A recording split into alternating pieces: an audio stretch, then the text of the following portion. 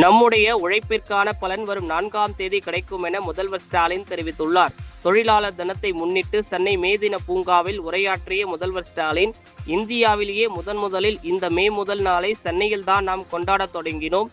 சிந்தனை சிற்பி சிங்காரவேலர் தலைமையில்தான் முதலாக சென்னை மாநகரத்தில் இந்த மே முதல் நாள் கொண்டாடப்பட்டது என்றார். உழைப்புக்கேற்ற ஊதியம் தொழிலாளர்களின் உரிமை, அதே போன்று திமுகவினரின் உழைப்பிற்கான பலன் வரும் 4ஆம் தேதி பெற இருக்கிறோம். அதில் துளி அளவு கூட மாற்றமில்லை என்று கூறினார். உழைப்புக்கேற்ற ஊதியம் தொழிலாளருடைய உரிமை. அதேபோல் இன்றைக்கு நம்முடைய கழக தோழர்கள் உழைத்திருக்கக்கூடிய உழைப்புக்கு பலன் வருகிற 4ஆம் தேதி பெறவிருக்கிறோம். அதில் எந்த மாற்றமும் இல்லை, ஒரு துளி அளவு கூட மாற்றம் இல்லை என்பதை ஏதாவது கருத்து கணிப்பில் இப்படி நான் சொல்லுகிறேன் என்று யாரும் கருத வேண்டிய அவசியம் இல்லை.